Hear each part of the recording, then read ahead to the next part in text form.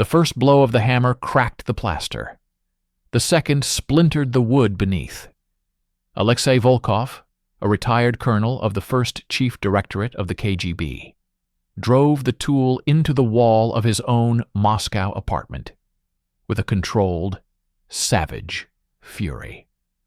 Dust mushroomed into the stale air, swirling in the gray light that seeped through grimy windows.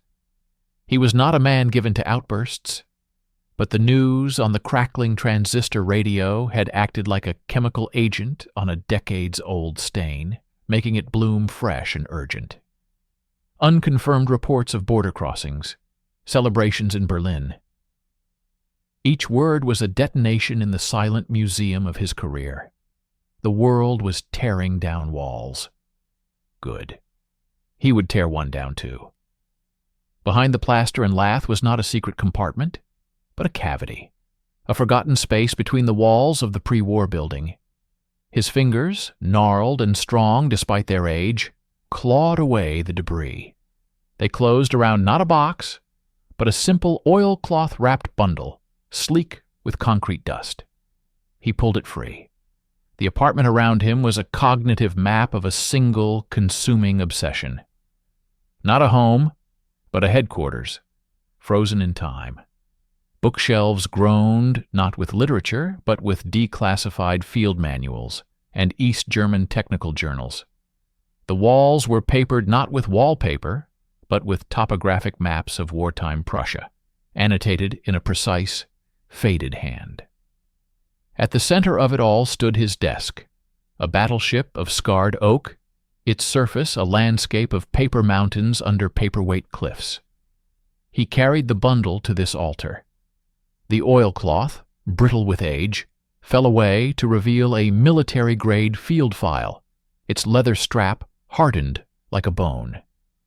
The marking on its cover was not a typed label, but a single word burned into the leather with the tip of a knife. A violent and personal act of record-keeping. Werther. He did not open it immediately. First, he took a small framed photograph from his desk drawer. It showed a much younger man, the sharp, hungry face of a promising intelligence analyst, 1941. The eyes in the photograph held the zealous certainty of a believer in the infallibility of the system. Volkov placed the frame face down on the leather of the file, a ritual of contempt for his own naivete. Then he opened it. The contents were not the dry bureaucracy of a spy dossier. This was a reliquary of failure. On top lay a standard Soviet intelligence report, dated June 19, 1941. Its text was a masterpiece of concise warning, detailing the final confirmation of the German invasion plan.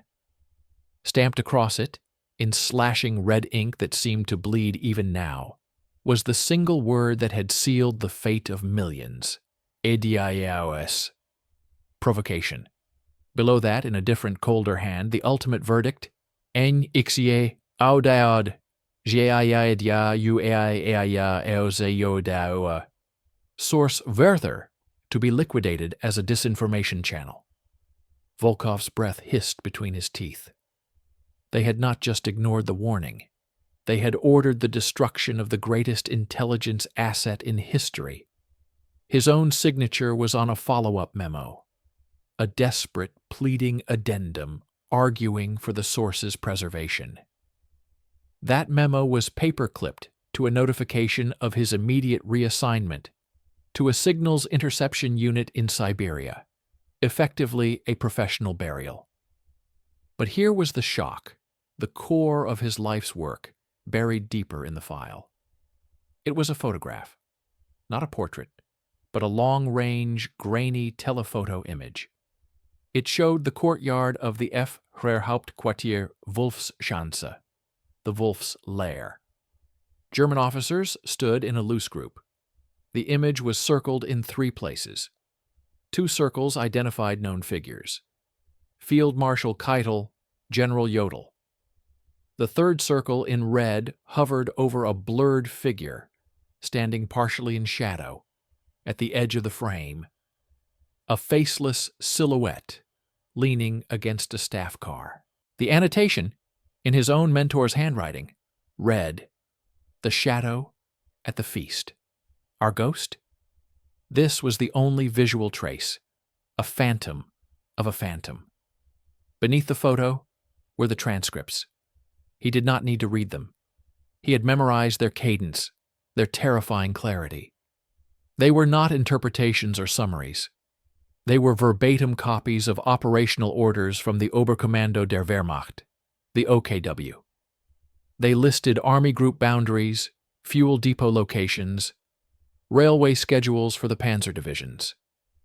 The language was the dry, bureaucratic German of supreme military authority. This was not something overheard. This was something held. Someone had held these documents in their hands, under the lights of the Wolf's Lair itself, and transmitted their essence to Moscow. And Moscow had called it a lie. The radio's chatter continued, a tinny soundtrack to his vengeance.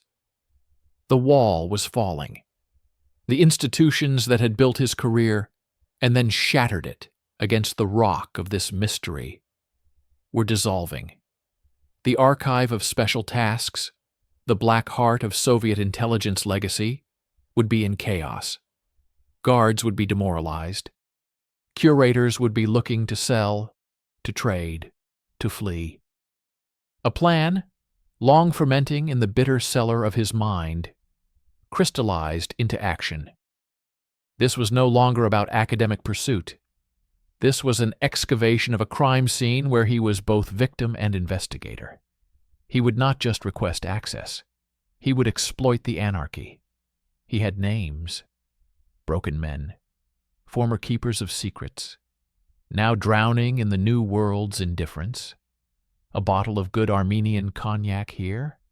A threat wrapped in nostalgia there. A promise of Western pharmaceuticals for a sick wife. He would barter with the currency of a dying era to buy the truth. He carefully rewrapped the file, but he did not return it to the wall. He placed it in a worn leather satchel, the one he used for his daily walks. The ghost of Werther would no longer haunt a cavity in a wall. It would walk with him, a silent companion, until it had a name, a face, a history. He extinguished the desk lamp. In the sudden gloom, the map of Prussia on the wall seemed to glow with a faint, malevolent light. Somewhere under that soil, in the forgotten bunkers and incinerated archives, lay the answer. Alexei Volkov, a ghost himself, haunting the ruins of an empire, picked up his satchel. The first step was not towards an archive. It was towards the apartment of a man named Sokolov, a former archivist for Department V, a man who owed him a debt that could only be repaid with a key. The hunt for the ghost was no longer a memory.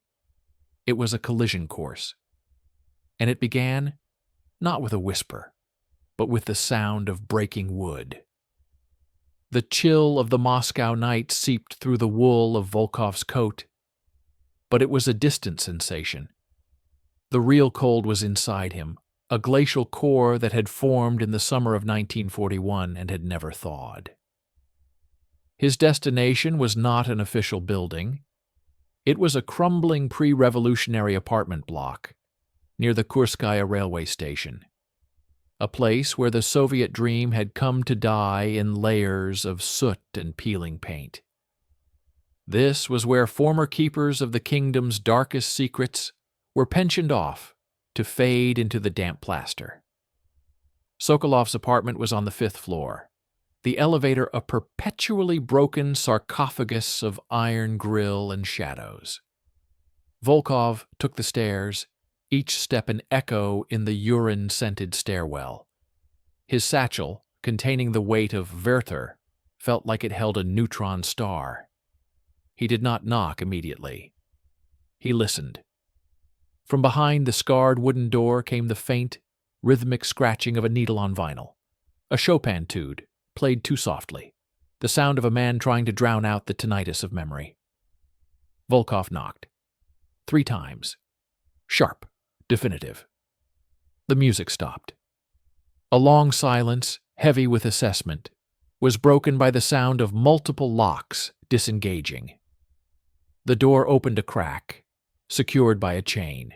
A single bloodshot eye peered out, set in a face the color and texture of unbaked dough.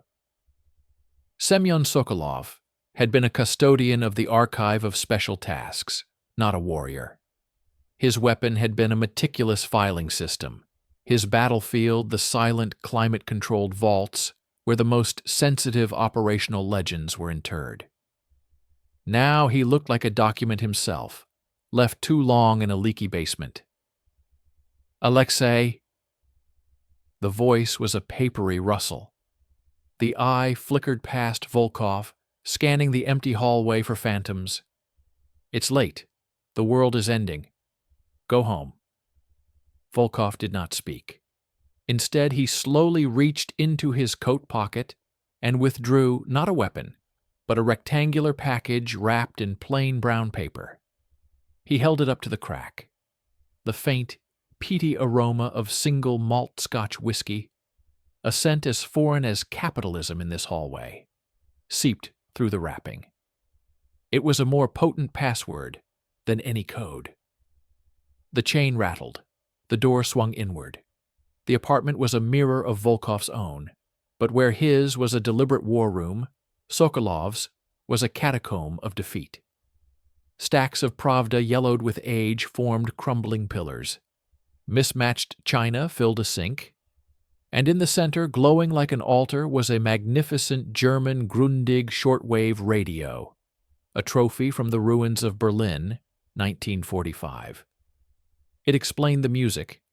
It also explained everything else. Sokolov snatched the bottle, his hands trembling with a junkie's need.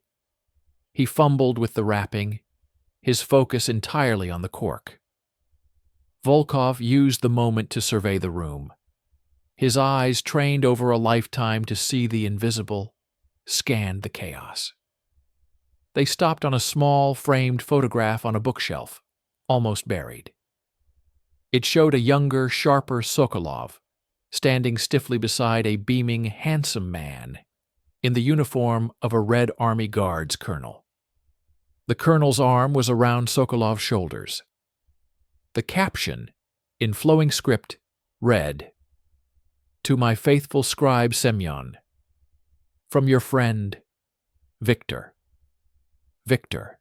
The name was a spark in the tinderbox of Volkov's memory.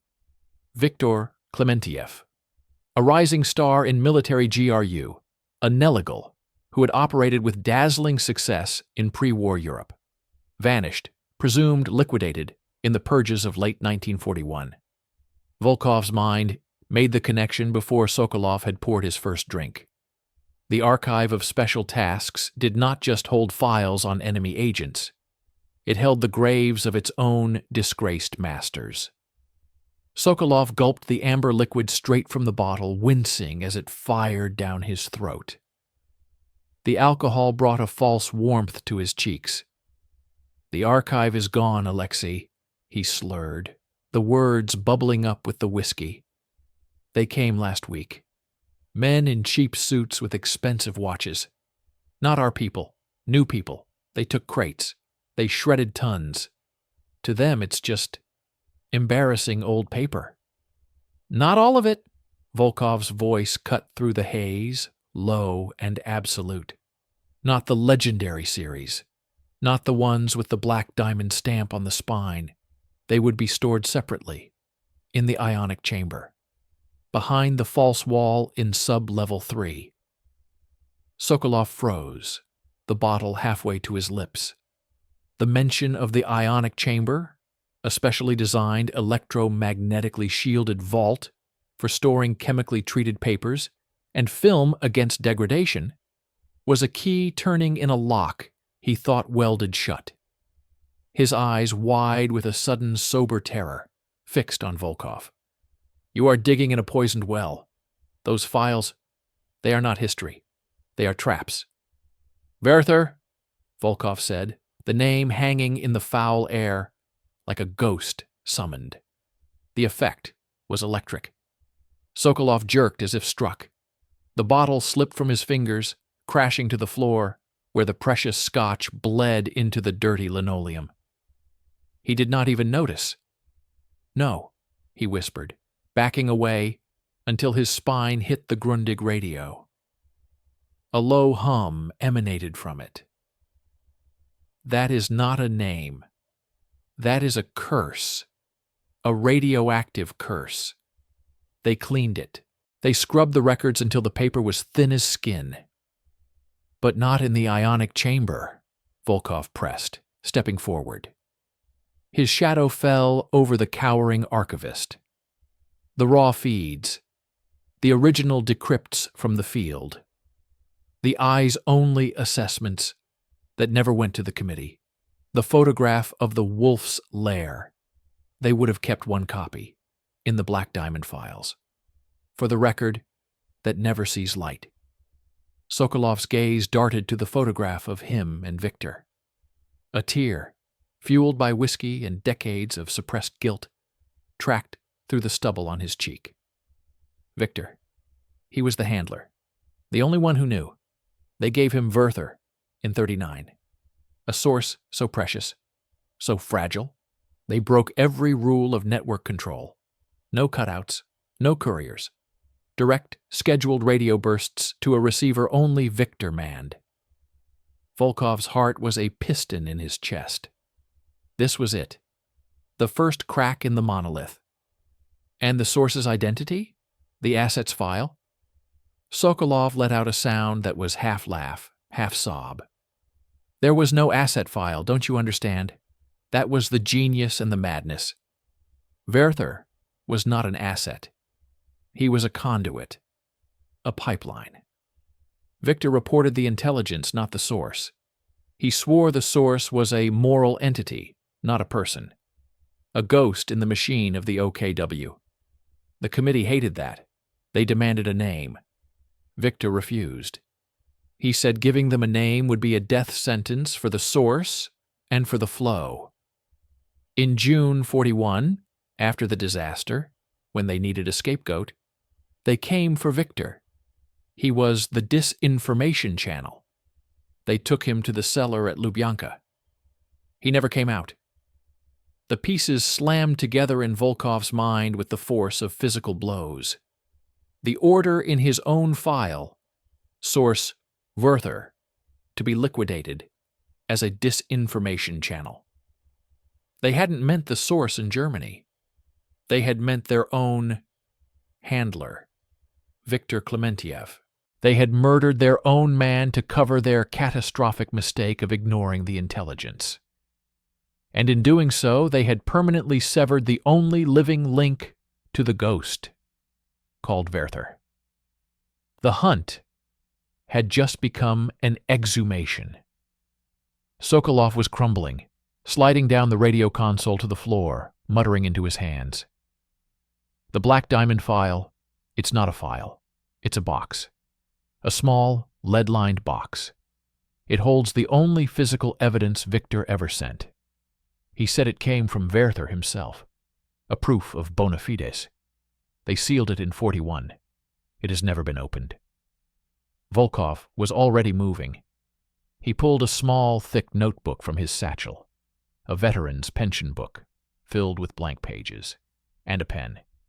The location, the access code for the ionic chamber subvault. Now.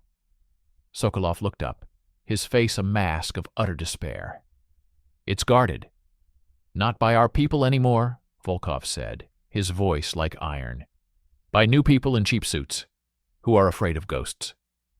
With trembling hands, defeated by a past more powerful than any new world, Sokolov took the pen and began to draw a map. Not of the archive building, but of its subterranean nerves, its secret veins. He scribbled alphanumeric codes, the mundane magic spells that opened the deepest doors of the vanished empire. As Volkov took the notebook, his fingers brushing against Sokolov's clammy ones. He knew he was no longer just a hunter. He was a thief, about to break into the tomb of his own service to steal a relic they had martyred a man to bury. The ghost of Viktor Klementiev would be his guide. And in a lead-lined box in an electromagnetic vault, a ghost from Wolf's Lair might finally have left a fingerprint. The building was a monolith of Stalinist arrogance, a fortress of granite and paranoia that had once pulsed with the secret life of the empire. Now it stood silent and dark, a molar in the rotting jaw of the state, the archive of special tasks. To Volkov, it was a cathedral. Every scar on its facade, every barred window, was a verse in a scripture he had spent his life trying to decipher. He did not approach the grand, pillared entrance with its dormant hammer and sickle. That was for the public fiction. His target was a service hatch, a steel plate set into the pavement 50 meters down the alley, disguised as a municipal electrical access point. According to Sokolov's trembling map, it was the forgotten back door, the one used for the delivery of special materials, a euphemism that could mean anything from captured Nazi cipher machines to the poisoned personal effects of assassinated defectors. The night was his accomplice, cold and starless. A fine, freezing drizzle slicked the cobblestones, making them gleam like the scales of a blackfish. He worked with the quiet efficiency of a sapper. The padlock was formidable, but its housing was rusted. From his satchel, he produced not a lockpick, but a small vial of liquid nitrogen, scavenged years ago from a laboratory contact for precisely such unorthodox applications. He applied it to the hardened steel shackle. The metal screamed a silent protest as it contracted, becoming brittle. A sharp blow from a weighted hammer wrapped in felt shattered it, like glass. The sound was a dry cough, swallowed by the rain. He heaved the hatch open. A gust of air, smelling of ozone, cold stone, and something else. The faint, sweet, tangy odor of decaying cellulose, the breath of forgotten paper, wafted up. A vertical iron ladder descended into absolute blackness. He went down, closing the hatch above him, plunging himself into the gut of the beast. His flashlight beam was a scalpel, cutting through the darkness. The tunnel was narrow, lined with conduit pipes and thick, rubber-coated cables that hummed with a residual current. He counted his steps, matching them to Sokolov's scrawled instructions. 40 paces. Left at the junction where the pipes are painted blue. The silence was not empty. It was a pressure on the eardrums, a vault of stored secrets pressing in. He could feel the weight of the earth above him, and the heavier, more terrible weight of the history entombed around him. This was the antechamber to a kingdom of ghosts. He reached a heavy riveted door like that of a bank vault, but without a wheel. Instead, there was a keypad, an anachronistic piece of 1970s technology grafted onto the 1940s infrastructure. Sokolov's code was a 9-digit number. Volkov's finger hesitated over the keys. This was the threshold. Beyond this door lay not just information, but the radioactive core of the lie that had shaped his life. He entered the digits. A green LED flickered. A solenoid bolt thudded back with a sound that echoed down the tunnel like a gunshot. The door sighed open on pressurized hinges. The ionic chamber was not a room. It was a void. A perfect cube, 20 meters in every direction, with walls, floor, and ceiling lined with a copper mesh that shimmered dully in his flashlight beam. The air was bone-dry, ionized, sucking the moisture from his lips and skin. The constant, sub-audible hum he had felt in the tunnels was louder here, a protective electromagnetic field designed to shield its contents from any external scanning, and perhaps to contain whatever essence lingered within them. In the center of the chamber, illuminated like a museum exhibit in the cone of his light, stood a single, utilitarian steel cabinet. It was the only object in the space. This was the Black Diamond repository. He approached, his boots making no sound on the conductive flooring. The cabinet had 10 drawers, each labeled not with words but with 5-digit code numbers burned into small metal plates. His eyes scanned them. Sokolov had given him the code, 74001, the first file of Series 7, the Genesis file. He found the drawer. His hand, steady through a lifetime of tension, trembled now. He pulled the handle. It moved with a well-oiled, heavy glide. Inside were not stacks of files. There were perhaps a dozen items, each isolated in its own individual slot, lined with anti-static foam. He saw a fire-blackened leather wallet, a single ladies' dancing pump from the 1930s, a broken pair of spectacles. These were the proofs of bona fides, the tokens of terminated agents, the relics of closed legends. And there, at the far end of the drawer, was the box. It was smaller than he had imagined, no larger than a carton for a deck of cards.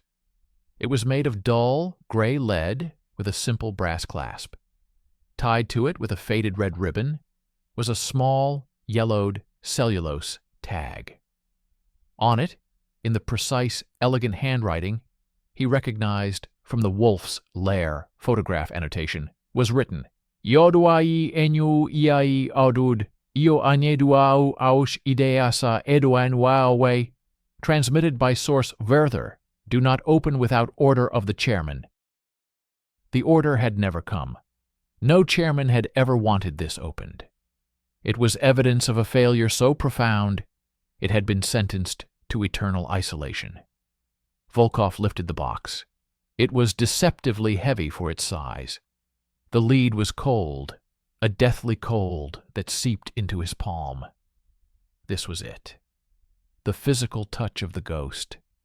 The one tangible object that had passed from the heart of the Third Reich, through Viktor Klementiev's hands, and into this electromagnetic purgatory. He did not hesitate. The concept of an order was ashes. He was the only chairman of this inquiry now. With a surgeon's care, he unclasped the brass latch. The lid lifted without a sound. Inside, nestled on a bed of gray archival felt, were two objects. The first was a photograph, but not a telephoto surveillance shot. This was a small personal studio portrait from the late 1930s. A man in an impeccably tailored civilian suit, not a uniform. He was in his late 40s, with sharp, intelligent features, hair swept back from a high forehead, and eyes that held a weary, ironic calm. He looked less like a Nazi functionary, and more like a university professor or a diplomat from a vanished, civilized era.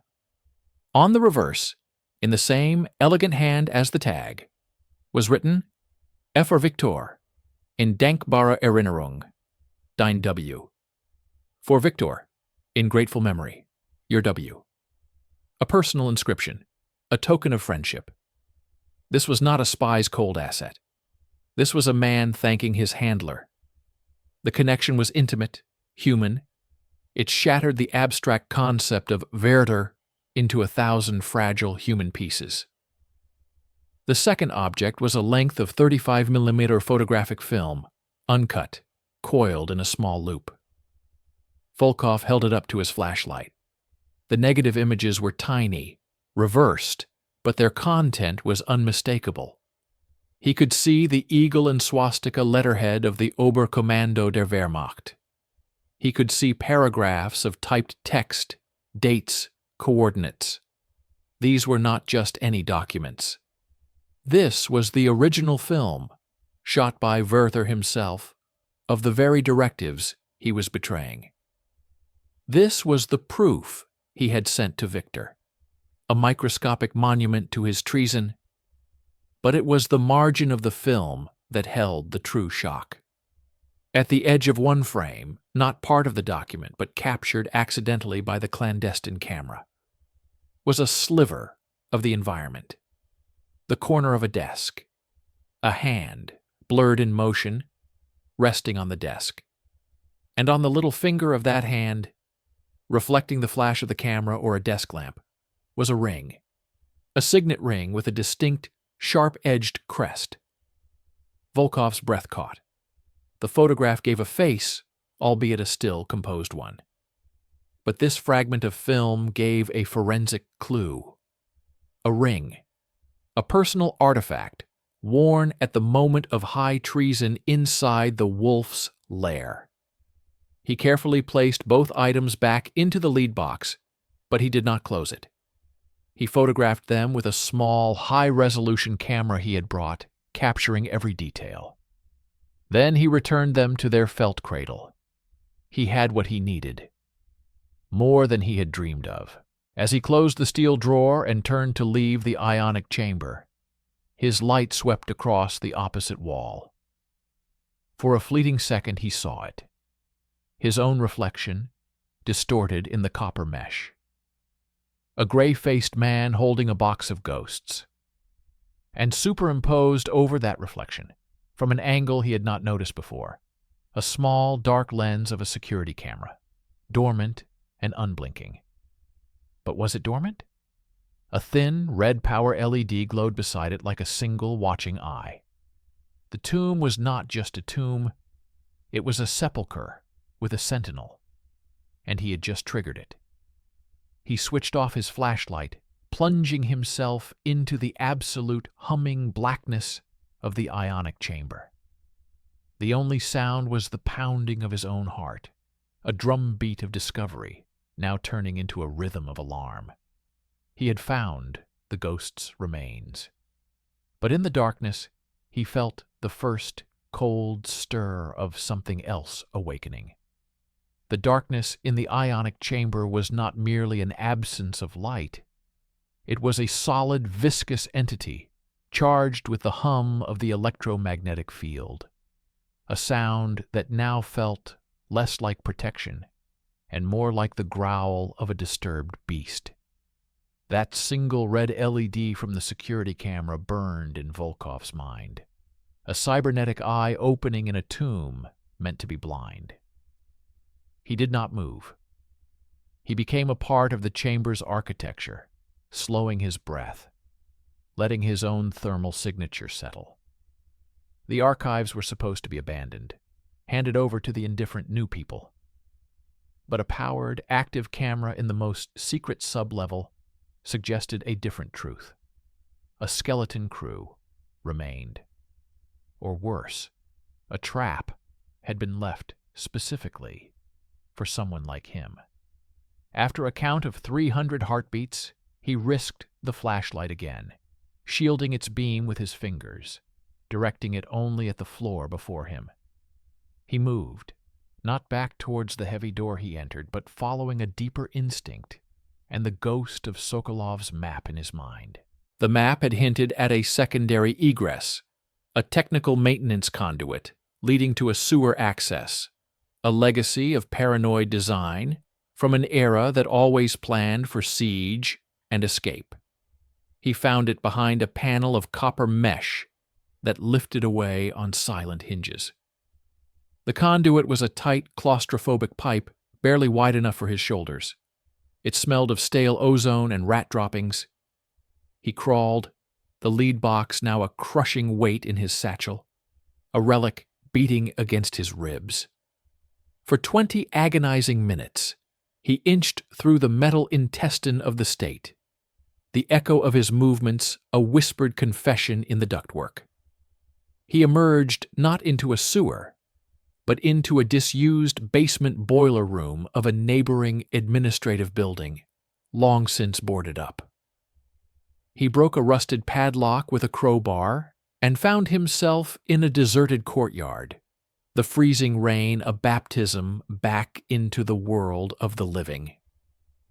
He was 10 blocks from the archive, but the red eye followed him in his mind. He did not return to his apartment. That was the first place they would look, if they existed. Instead, he went to a pogrebok, a tiny private basement darkroom belonging to a former technical officer named Guriev, a man whose hands were permanently stained with developer fluid and who asked no questions for hard currency.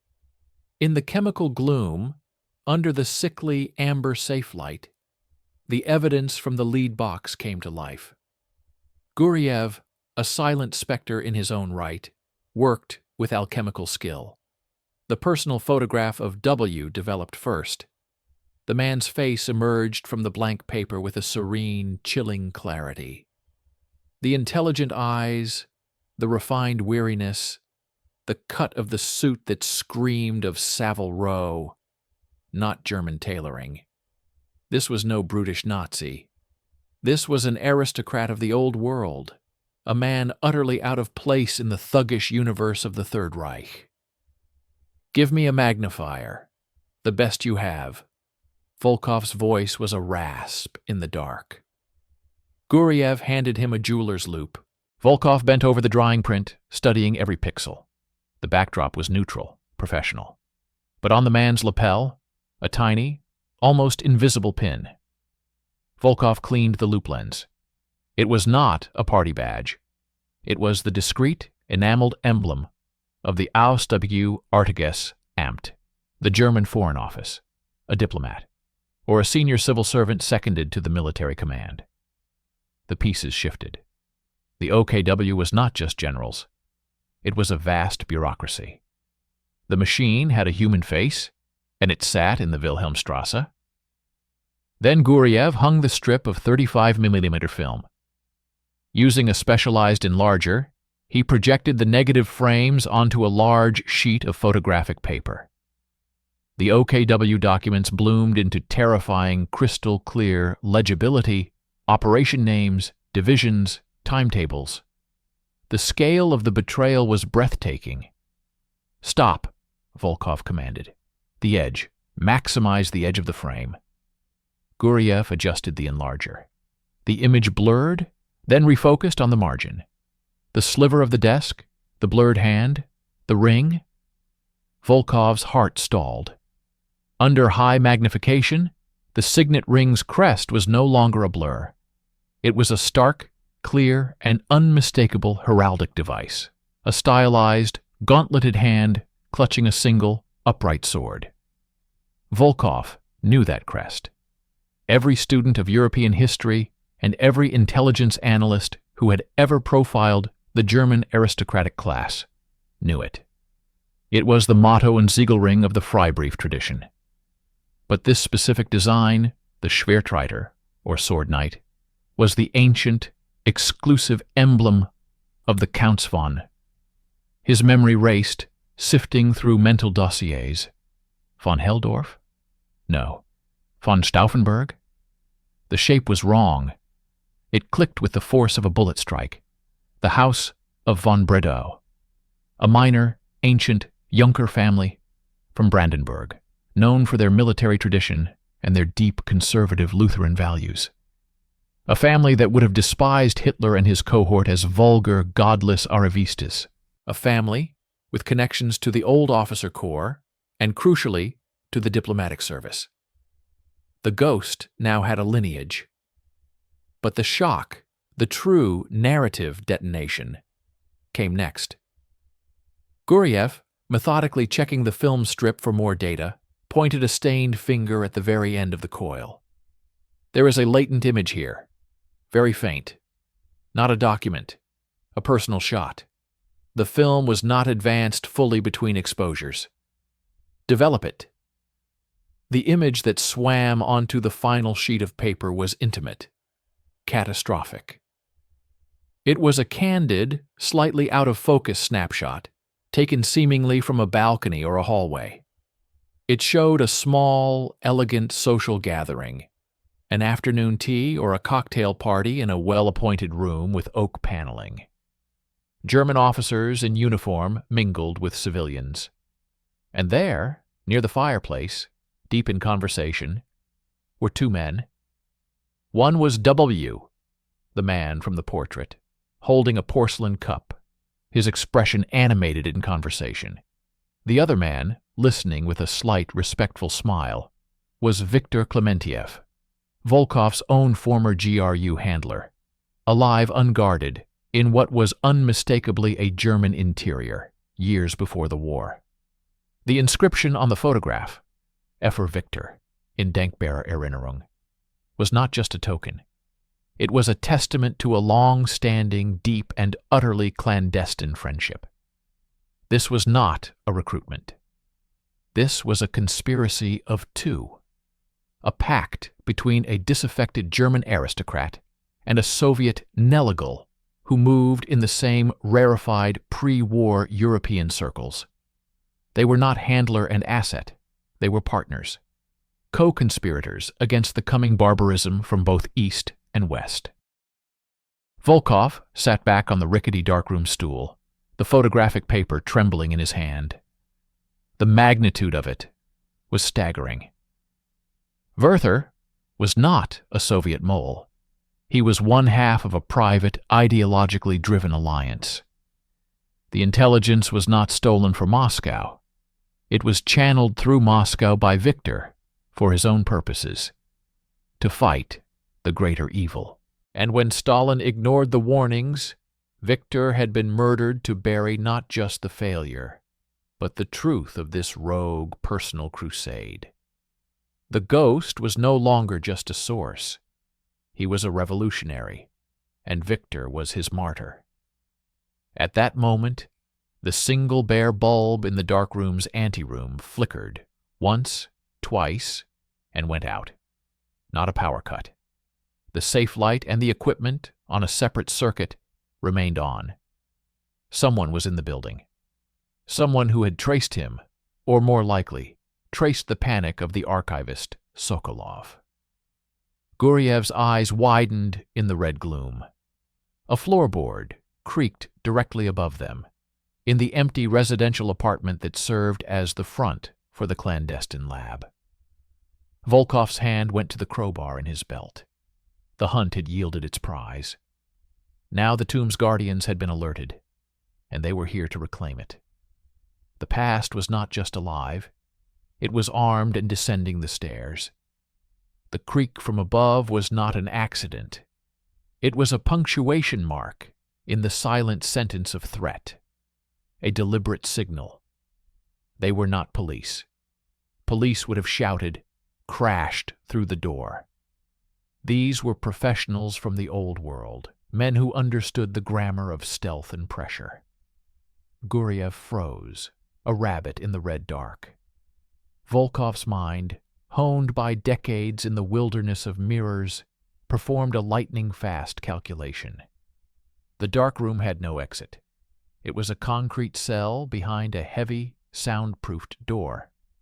The only way out was through the anteroom and up the stairs, directly into the path of the intruders. The evidence, the developed photographs, the negative strips, the lead box itself, lay exposed on the work table, a trove of ghosts now glowing under the safe light. Volkov acted without sound. He swept the crucial photographs, the portrait, the ring close-up, the damning image of Viktor and W together, into a thick, light-proof envelope. He shoved the lead box and the remaining prints into his satchel. With his other hand, he grabbed Guriev's arm, his grip like iron, and pulled the terrified technician towards the back of the darkroom, behind the large developing tanks. He pointed upwards, to a ventilation grill set high in the wall. It was small, rusted. Guriev, understanding, scrambled onto a sink, his hands fumbling with the screws. They were old, painted over. Above them, the footsteps were methodical, spreading out through the empty apartment, searching. A door opened and closed. They were clearing rooms. With a desperate twist, Guriev loosened the last screw. The grill came away. The duct beyond was a square black hole, exhaling a draft of cold, foul air. It was impossibly tight. Guriev looked at Volkov, his eyes pleading. He was a large man, softened by years in this chemical cave. He wouldn't fit. Volkov understood the silent communication. He pressed the sealed envelope of critical photos into Guriev's damp hand. Then he pointed to a small, loose floor tile near the base of the wall, a hiding spot Guriev used for his most valuable smuggled goods. A message was passed in glances. "Hide these. Survive. I will draw them away." Guriev nodded, a quick, terrified jerk of his head. He stuffed the envelope under the tile and replaced it, just as the doorknob to the darkroom began to turn, not with force, but with a slow, testing rotation. Volkov did not wait. He shoved his satchel into the duct first, then hauled himself up, muscles screaming in protest. He was older, but sinewy and strong from a lifetime of tension. He wriggled into the opening, his shoulders scraping against sharp, corroded metal. As he pulled his legs in, the darkroom door below swung open. A beam of white flashlight cut through the red gloom, sweeping across the empty work table, the chemical trays. It lingered on the discarded negative strips in the wash, then snapped to the open vent. Volkov, curled in the duct, held his breath. He could see a slice of the room below, black leather shoes, the hem of a well-cut wool coat, not a uniform, but not the cheap suit of a new bureaucrat either. This was the attire of the nomenclatura security apparatus, the Eternal Guardians. The light beam fixed on the vent. A voice, calm, middle-aged, and utterly cold, spoke to Guriev. "The man who was here, where did he go?" Guriev's stammer was convincing. "He left, an hour ago, out the front." The flashlight beam did not waver. "The ventilation shaft, is it on your plans?" A pause. Guriev's lie was a death sentence, and they both knew it. It is sealed. Leads nowhere. We will see." Volkov did not wait. He began to crawl, a slow, agonizing shuffle through the narrow, pitch-black metal tunnel. Behind him, he heard a grunt of effort, the sound of a man attempting to hoist himself up. They were coming. The duct intersected another, then branched. He chose at random, driven by a primal need for distance. The world narrowed to the scrape of his clothing, the thud of his heart, the smell of dust and decay. He could hear the pursuit, a muffled echoing of his own movements, but fainter. They were larger, less desperate. After an eternity of blind progress, a faint, gray light appeared ahead. A grill, overlooking not the outside, but another derelict basement room, this one filled with discarded furniture and rubble. He kicked. The old rivets gave way, and the grill clattered to the floor in a cloud of dust. He tumbled out after it, landing hard on a collapsed sofa. He was in the basement of a different building altogether, part of the same interconnected Soviet-era block. He listened. No immediate sounds of pursuit. They were still in the ductwork, or they had retreated to cordon the area. He had the box. He had the bulk of the evidence, but the most incriminating photograph, the one that proved the conspiracy, was under a floor tile with a man who was likely now dead or in a black Volga on his way to a forgotten cellar. The Guardians were not trying to protect state secrets. They were trying to erase a foundational heresy, that the USSR's greatest intelligence coup was a private operation run by a traitor to his own service. Volkov emerged onto a dimly lit side street, the freezing rain now a steady downpour. He was miles from his apartment, from Sokolov's, from any safe place. He was a ghost himself, hunted by the shades of the very system he had served. He needed to understand the ring. The von Bredow crest was the key. But archives were closed to him and libraries held only superficial data. He needed a specialist, a heraldist, a historian of the German aristocracy who had survived the purges of ideology. There was only one name that came to mind, a man spoken of in whispers in the back rooms of the Academy of Sciences, Professor Yakov Levitin, a man who had catalogued the looted heraldic archives of the SS Ahnenerbe in 1945 and had been quietly pensioned off for knowing too much about the wrong kind of history. Levitin lived in the suburbs, in a dacha that was less a country house and more a fortress of books. It was a 2-hour journey on wet, nighttime trains. Volkov spent the journey in a state of hyper-alert paranoia, watching reflections in black windows, studying every face in the dim carriages. The lead box in his satchel felt like it was emitting a signal, a beacon for the Guardians. He found the dacha at the end of a muddy, unlit lane. It was dark, save for a single window on the second floor. An old man's insomnia, or the light of a scholar working while the world slept. Volkov approached not through the gate, but through the overgrown garden, his movements silent. He could not risk a knock on the front door. He needed to see Levitin alone, unprepared, to gauge his truthfulness before revealing anything. He found the study window. Through the glass, he saw an astonishing sight. A room that was a cross between a medieval scriptorium and an intelligence analyst's den.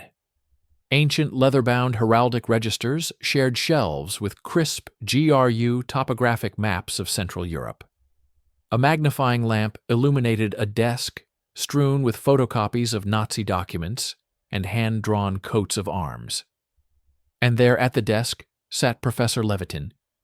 He was not reading. He was waiting. His eyes, magnified by thick glasses, were fixed not on a book, but on a photograph, on his desk. From his angle, Volkov could not see the image clearly, but the professor's posture was one of profound, weary anticipation. On the desk beside the photo lay an old, well-oiled Nagant M1895 revolver. Levitin spoke without turning towards the window, his voice carrying clearly through the glass. I wondered if it would be you, Colonel Volkov, or the men who come after people like you. The rain on the ivy outside my window changed its pattern 5 minutes ago. Please come in through the kitchen door. It is unlocked. We have very little time, and you have brought the ghost of Count von Bredow with you. I have been waiting for him for 50 years. The kitchen door opened to the smell of old books, strong tea, and gun oil. Professor Levitin had not moved from his desk. The Nagant revolver remained where it lay, a paperweight for a different kind of history. His eyes, behind the thick lenses, tracked Volkov's entrance with the calm scrutiny of an archivist receiving a long-lost manuscript. There was no fear in him, only a profound, exhausted resolve. You have the ring, Levitin stated, his gaze dropping to Volkov's satchel as if it were transparent. The Schwertreiter signet of the von Bredows.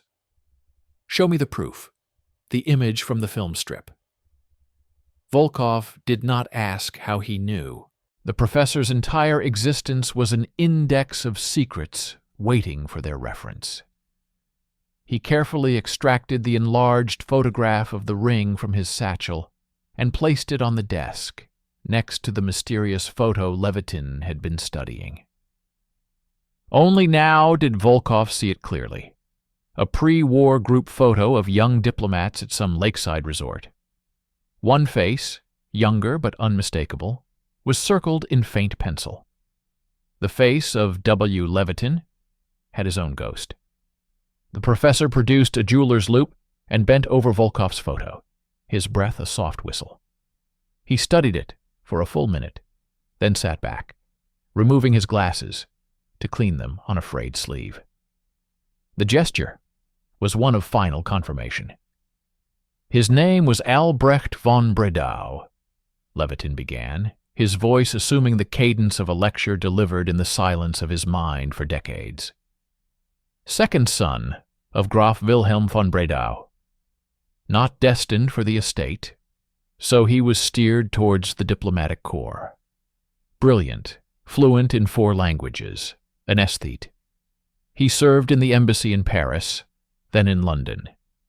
He was everything the Nazis despised.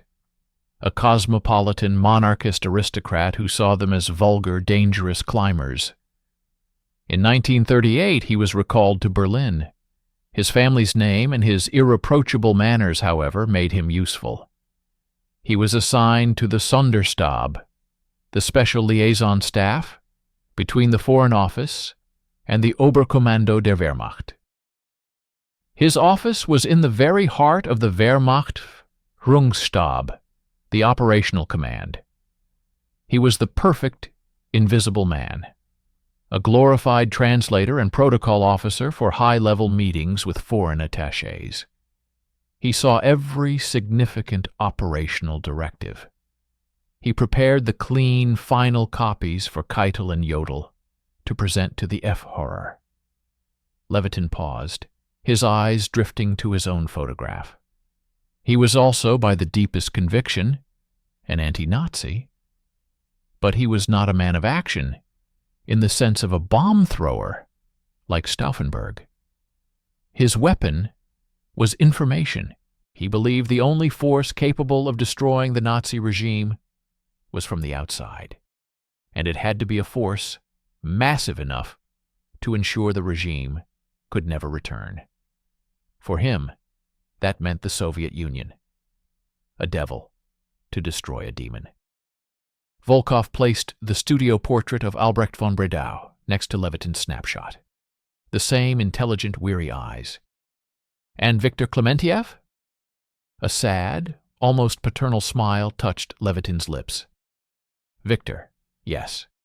They met in Geneva in 1934 at a disarmament conference. Viktor was under deep cover as a trade attaché. They were the same age, shared the same love of Pushkin and Goethe, the same horror at the political beasts stirring in their respective countries. A friendship was born. Not a recruitment, a meeting of minds. When Albrecht was placed in the OKW, he knew what he had, and he knew only one man in the world he could trust with it. He reactivated the connection. Levitin opened a drawer and pulled out a brittle sheet of rice paper. On it, in elegant Cyrillic cursive, was a single line. The source is not ours. He is his own man. He uses us as a weapon. We must be the steady hand that aims him. It was signed V.K. Viktor Klementiev's hand. He wrote this to me in late 1940, Levitin said. I was a junior analyst in the GRU's historical section, tasked with profiling the German elite. Viktor needed someone to vet the flood of intelligence without the political baggage of the NKVD. He trusted me. I became the silent third party. I authenticated the material, confirmed the identities, the units, the terminology. I knew it was pure, and I knew, like Viktor, that the system would never believe it. The pieces were forging themselves into a terrible, coherent whole. Volkov saw it now. Not a spy ring, but a secret alliance of 3. Albrecht, the source in the volcano's core. Viktor, the channel and protector in Moscow. Levitin, the authenticator in the shadows. A perfect, tiny, and utterly heretical cell. What happened in June 1941? Volkov's voice was harsh. Levitin's face crumpled. The intelligence was ignored. We knew it would be. Stalin's blindness was a given. But the reaction, it was not just disbelief. It was a purge. The NKVD, humiliated, needed a traitor. They could not admit the source was real, and they had ignored him. So they decided the source was false, and the channel was contaminated. They came for Victor. He was taken on June 28th. I was interrogated for 72 hours. But I was a lowly analyst, a paperwork worm. I had never met Albrecht. I had only seen paper. They broke me to a desk in a geological institute, but they let me live, thinking I knew nothing of value. He pointed a trembling finger at the lead box. Albrecht knew Victor was in danger after the invasion began. The last communication was not intelligence.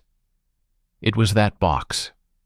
A personal courier, a Swedish diplomat sympathetic to the cause, brought it to a dead drop in Stockholm.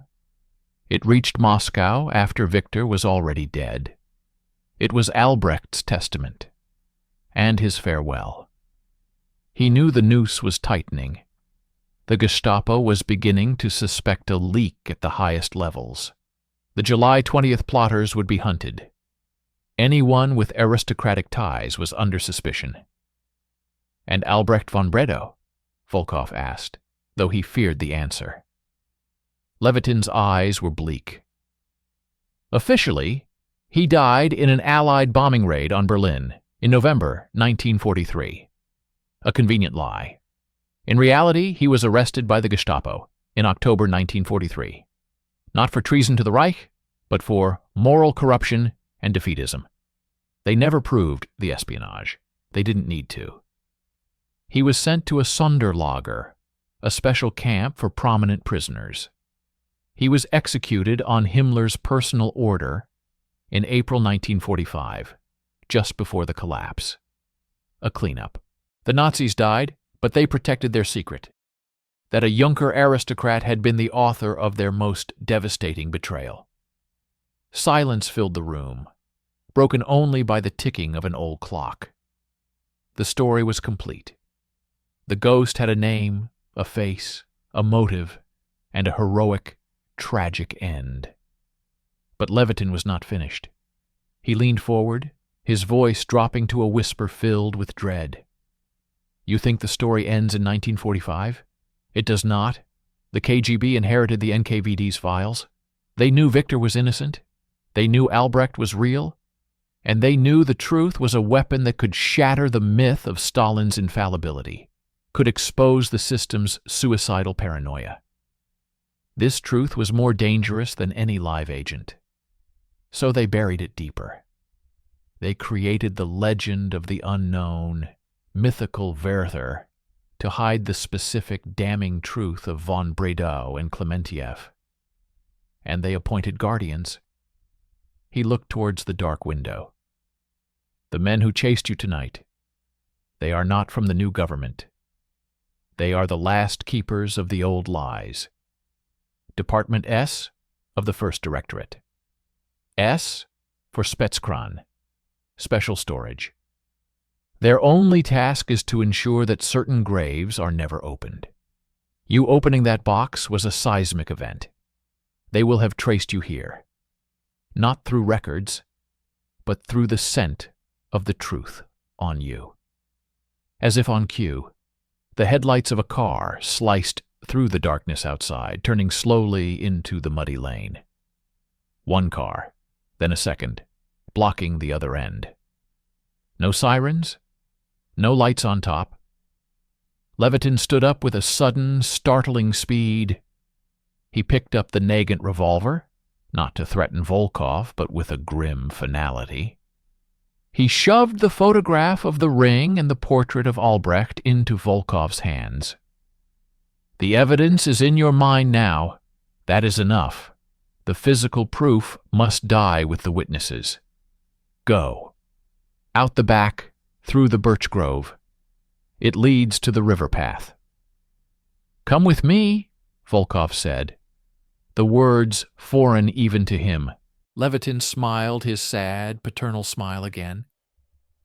I have been waiting for you for 50 years, Colonel. My purpose was to be here tonight, to pass the testimony to the one man obsessed enough to carry it. My role is finished. Theirs is not. Now go. Tell no one. And when you do not call him Werther. His name was Albrecht. The professor turned towards the front door, where the first firm knock now echoed through the silent dacha. He did not look back. Volkov grabbed his satchel, and with one last look at the old man squaring his shoulders to meet his fate, he melted into the darkness of the back hallway, towards the birches and the chilling freedom of the river. The names Albrecht and Victor burning in his mind like twin brands. The birch grove was a lattice of black shadows against the lesser darkness of the sky. Volkov moved through it not like a predator, but like a fugitive from a different era, a ghost fleeing the graveyard of his own past. The cold river air knifed into his lungs, but it was a clean pain, scoured of the cloying sense of decay and chemical fixer. Behind him, the dacha was a silent silhouette. He did not hear a gunshot. He heard nothing at all. The guardians of Department S did their work with clinical silence. Professor Levitin's testimony had ended. The last living link to the conspiracy of two was now a void. Volkov ran until his ribs felt like shattered glass. He ran until the lights of the suburb were swallowed by the dense, oppressive black of the riverside forest. He collapsed against the gnarled root of a fallen pine, his chest heaving, the satchel clutched to him like a dead child. He was not just carrying evidence anymore. He was carrying a sacred trust passed in a final, desperate handover from a dead man. His name was Albrecht, but a name was not a victory. It was a target. It was a story that demanded an ending, and every possible ending seemed to lead to a grave. Levitin's, Sokolov's, Guriev's, his own. The Guardians were not trying to kill the truth. They were trying to contain its contagion. They would sterilize every point of contact, just as they had in 1941. He was now a walking outbreak. He had to think. He was a fox in a den of wolves, and the woods were full of traps. His apartment was a death sentence. His contacts were compromised or dead. He had no safe house, no official backing. All he had was the story, and the obsessive, corrosive knowledge that had sustained him for 50 years. Dawn was a gray smear on the horizon when the plan formed. It was not a plan of attack, but of last resort. A dead man's switch. If the truth could not live, it would have to become a weapon so public that silencing it would be impossible. He needed to create a copy of the testimony that would outlive him, and he needed to point it at the one institution that, in this new, chaotic 1989, might be both vulnerable and interested. The press. Not the Soviet press, but the Western correspondents swarming Moscow, hungry for the crumbling empire's secrets. But he needed leverage. The photographs of the ring and the portrait were powerful, but they were just pictures. They needed context. They needed the chilling, analytical narrative that only he, Alexei Volkov, the man who had studied the ghost for half a century, could provide. And they needed the stamp of undeniable forensic evidence. He thought of the lead box. It was a liability now, a tracking device. But inside it, the original 35mm film strip was more than evidence. It was a physical artifact that had been in the wolf's lair. It could be analyzed, dated, authenticated by independent experts in the West. It was the corpse of the ghost, and he needed to smuggle it out of the country. A memory surfaced, sharp and clear. Marina, his niece, not by blood, but by the deep, unspoken bonds of a profession that orphaned its children. Her father, his closest friend, had died in Afghanistan. Volkov had paid for her education. She was sharp, fluent in English, and worked as a junior translator for Novosti press agency, which meant she had contacts with foreign journalists and, crucially, access to the diplomatic pouch protocols for sending cultural materials abroad. She was also naive enough to not yet be terrified of the old ghosts. It was a terrible risk. It would make her a target. But he had no other channel. He would have to make her understand the weight of what she was carrying. And then he would have to disappear so completely that any pursuit would focus solely on him. He spent the day in the frozen forest, a specter among the trees. He used a small pocket notebook to write. Not a report, but a testament. He began with the dry facts, the coordinates of troop deployments from the Werther transcripts, matched with the known German battle plans. He described the precise language of the OKW documents. Then he introduced the photograph of Albrecht von Bredow. He detailed the ring, the von Bredow crest, Leviton's heraldic confirmation. He wove in the story of Viktor Klementiev, the idealist handler murdered by his own side. He saved the final, devastating blow for last. The candid snapshot of Viktor and Albrecht together, two friends conspiring to change the course of history. He did not write it as an accusation against the state. He wrote it as a eulogy for two heroes betrayed by the cynicism of all sides. By nightfall, he had 12 pages of dense, factual, explosive narrative. He sealed them in a waterproof envelope along with the critical photographs. The lead box he could not part with yet. It was his only remaining bargaining chip, his last piece of tangible proof. He entered Moscow not as a colonel, but as a vagrant, his coat collar turned up, his face shadowed by a cap. He used a series of payphones in different districts, calling Marina's work number from a booth near her office building. He used a prearranged, anodyne childhood code they had once joked about. "Marina, it's your Uncle Lyosha. I found that old chess set we talked about, the ivory one. I need to give it to you tonight. The usual park. 1 hour." Her voice was puzzled, but not alarmed. "Uncle, is everything?" 1 hour, he repeated, and hung up. The usual park was a small, ill-kept square near her university dorm from years ago. He was there an hour early, scouting every bench, every shadow. He saw no obvious watchers, but the guardians of Department S were not obvious. They were a feeling, a pressure in the air. Marina arrived, young, worried, her breath forming clouds in the lamplight. She saw him, and her eyes widened at his haggard, wild appearance. He did not let her speak. He pressed the envelope into her hands, closing her fingers around it. "Listen to me, Marina. Your life depends on it. In this envelope is the most important story of the last war. It is true. It names a German hero and a Russian hero whom our own people killed. There are men who will kill to stop this story. You cannot go home. You cannot call anyone." Her face paled, but she had her father's steel.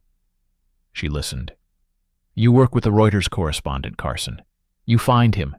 You tell him you have a story from a former KGB colonel that will rewrite history. You show him only the first page. You negotiate. He must get the documents out in the diplomatic bag of a Western embassy tonight. In return, he gets the exclusive. The full story and the physical evidence will follow when you are safe. Do you understand?" She nodded, mute with fear and a dawning, terrible excitement. "If I am caught," he said, his voice finally cracking with a lifetime of suppressed emotion, "you tell the story anyway. You tell them his name was Albrecht von Bredow, and his friend was Viktor. Now go. Different metro line. Change twice. Be a ghost. He kissed her forehead, a brittle, dry touch, and then pushed her away, back towards the lights.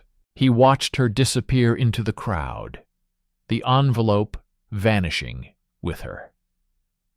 The first part of the dead man's switch was armed. He turned and walked in the opposite direction, towards the looming dark bulk of the Kievsky railway station. He had one last thing to do.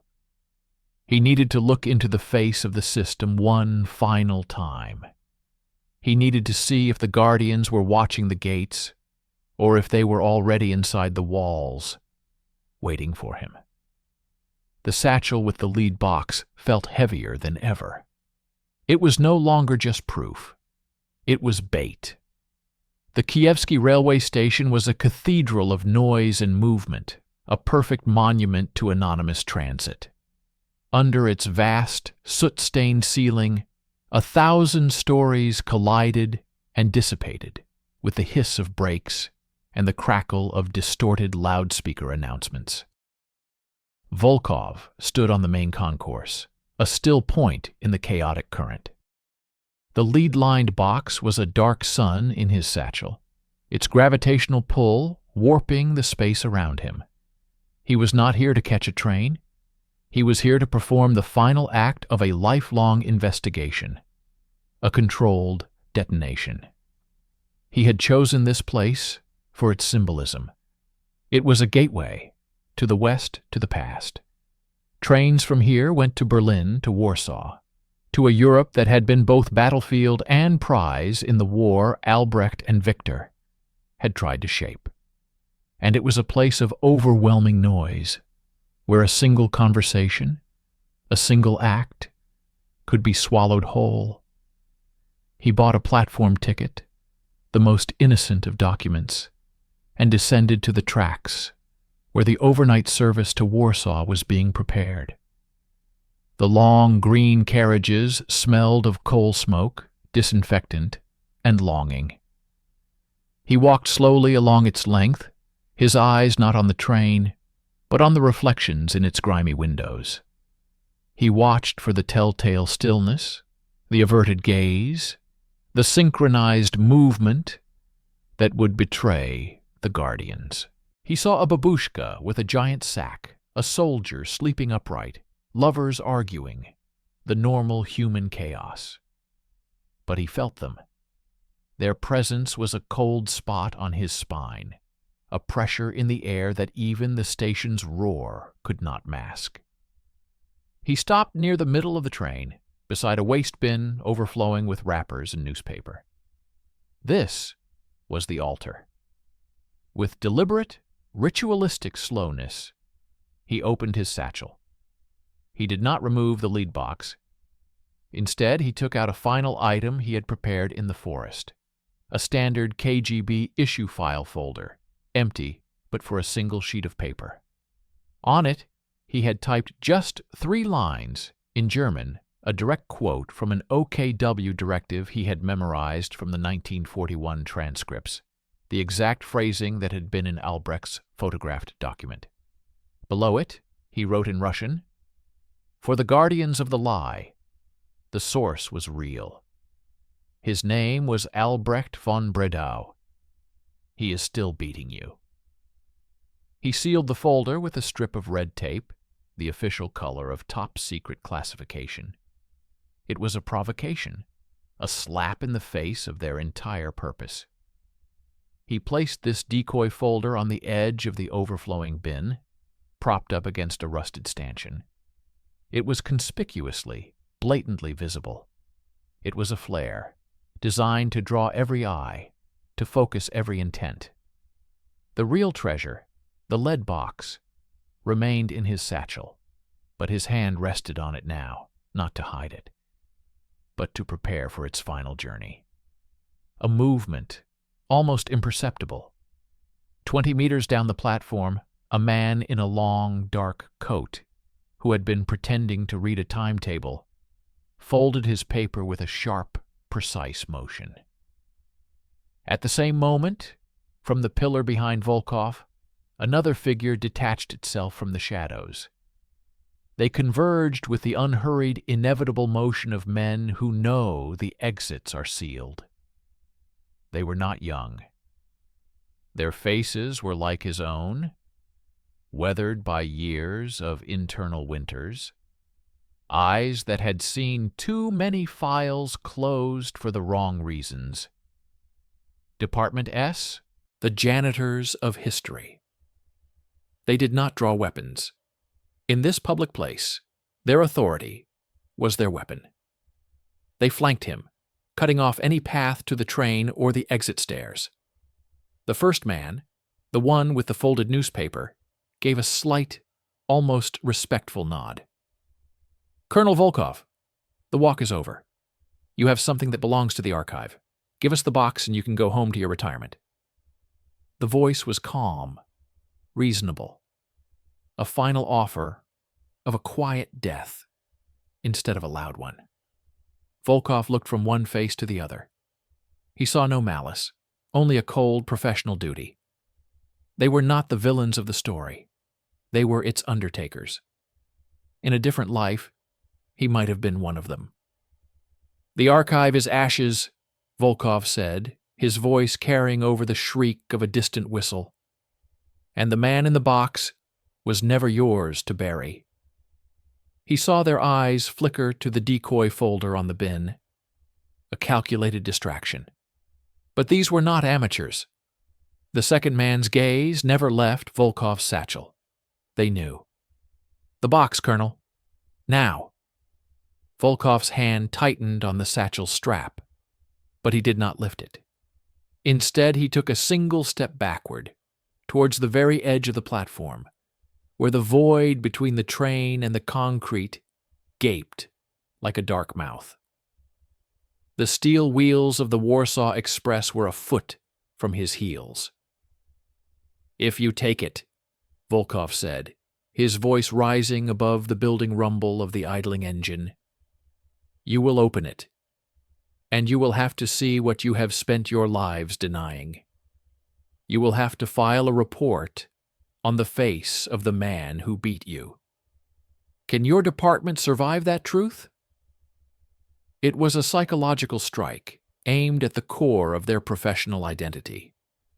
He saw the first man's jaw tighten. For a fraction of a second, their certainty wavered. It was enough. In that suspended moment, Volkov did not throw the satchel onto the tracks or attempt a futile fight. He did the one thing they could not have calculated.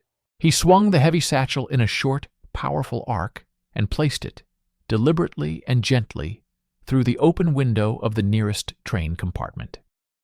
It landed on an empty seat with a soft thud. The action was so simple, so peaceful, it disarmed them, utterly. The box was now on sovereign territory of the Warsaw-bound train, seconds from departure. To retrieve it would require an international incident, paperwork, exposure, everything their department existed to avoid. A piercing whistle shrieked. The train gave a massive, metallic groan. The great wheels began to turn. The guardians stood frozen, trapped between protocol and catastrophe. The lead box, containing the original film, the final physical proof of Albrecht von Bredow's treason, was moving away from them, into the labyrinth of Europe. Volkov looked at them, a ghost of a smile on his lips. He had not run. He had not fought. He had simply given the ghost a final, irrevocable momentum. The second man made a sudden, sharp move towards the closing train door. But it was too late. The train was pulling away, accelerating. The satchel with the lead box was visible through the window, receding into the darkness of the tunnel.